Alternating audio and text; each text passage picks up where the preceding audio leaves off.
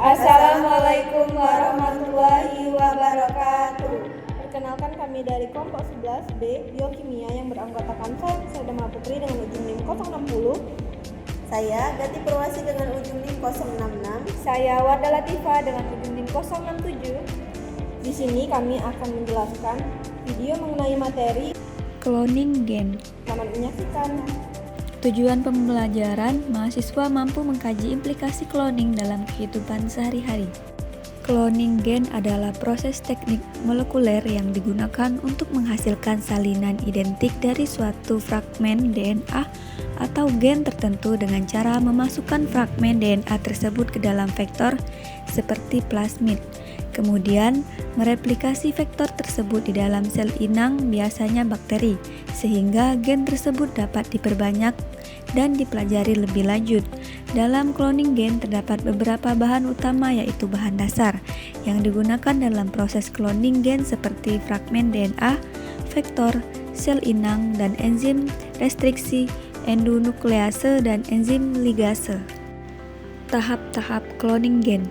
Cloning gen adalah teknik dasar dalam biologi molekuler untuk membuat salinan identik dari suatu gen atau fragmen DNA.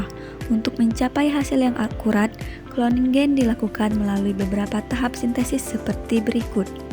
Yang pertama, persiapan DNA sel total. Prosedur preparasi DNA total dari kultur sel bakteri dapat dibagi menjadi 4 tahap, yaitu yang pertama, kultur bakteri ditimbulkan dan kemudian dipanen. Yang kedua, sel-sel dipecah untuk mendapatkan DNA-nya. Yang ketiga, ekstrak sel ini diperlukan pemurnian untuk menghilangkan semua komponen kecuali DNA. Dan yang keempat, larutan DNA yang dihasilkan terkonsentrasi. Tahap yang kedua, persiapan DNA plasmid.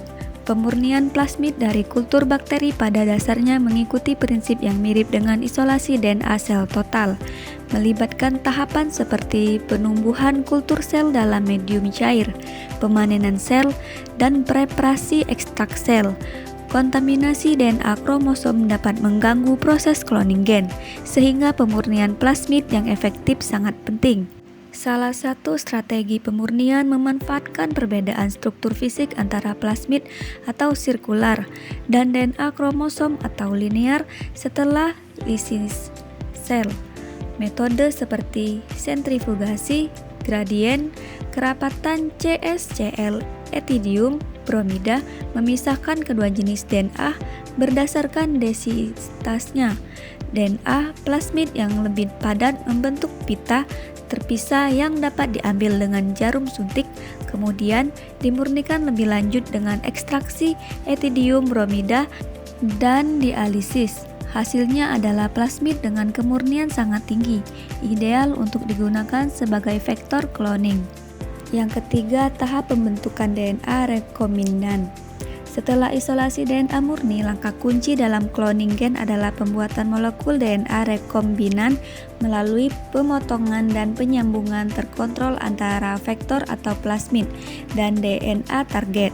Proses ini mengandalkan enzim khusus seperti endonuklease restriksi untuk memotong DNA pada urutan dan DNA ligase untuk menyambungkan fragmen, enzim restriksi dengan urutan pengenalan 4 basa memotong DNA lebih sering setiap 256 BP dibandingkan yang mengenali 6 basa setiap 4096 BP.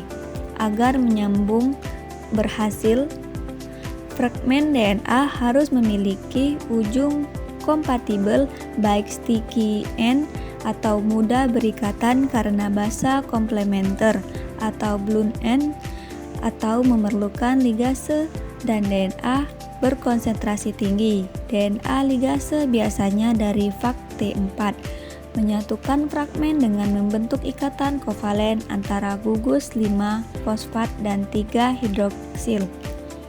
Tahap yang keempat, transformasi.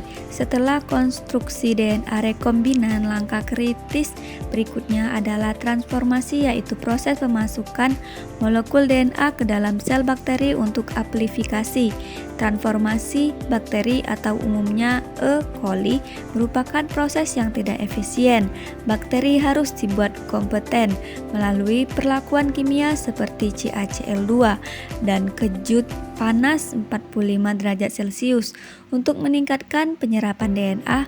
Oleh karena itu, diperlukan seleksi untuk mengidentifikasi koloni bakteri yang mengandung plasmid rekombinan yang benar, biasanya menggunakan penanda seleksi seperti resistensi antibiotik.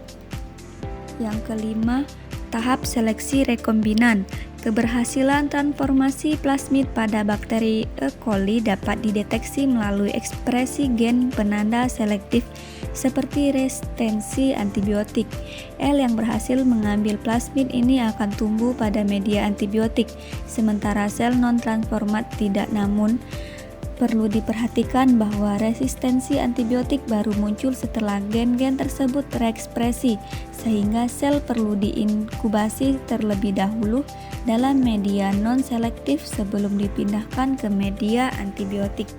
Bagaimana seleksi cloning gen? Seleksi cloning gen dilakukan untuk mengidentifikasi sel yang berhasil mengambil DNA rekombinan. Metode utamanya meliputi: yang pertama, seleksi antibiotik menggunakan plasmid dengan gen resistensi antibiotik, misalnya ampicillin, sehingga hanya sel transforman yang tumbuh di media antibiotik.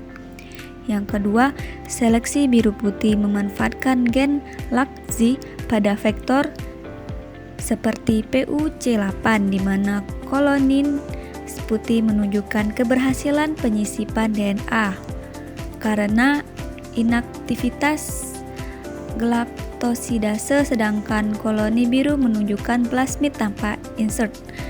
Yang ketiga, PCR atau analisis restriksi untuk memverifikasi keberadaan dan ukuran insert DNA. Sistem modern juga menggunakan marker fluoresen atau seleksi berbasis gen esensial. Proses ini memastikan hanya klon dengan konstruktur DNA yang diinginkan yang terpilih untuk peneliti selanjutnya. Adapun kesimpulan, yaitu cloning gen merupakan teknik esensial dalam biologi molekuler yang memungkinkan penggandaan dan analisis fragmen DNA secara spesifik. Melalui tahap persiapan DNA, pembentukan DNA rekombinan, transformasi ke dalam sel inang, hingga seleksi koloni, cloning gen dilakukan dengan prosedur yang sistematis dan terkontrol. Setiap tahap berperan penting untuk memastikan keberhasilan produksi klon genetik yang akurat, yang selanjutnya dapat dimanfaatkan dalam berbagai penelitian dan aplikasi di bidang bioteknologi. Sekian presentasi video dari kami akhiri. Wassalamualaikum warahmatullahi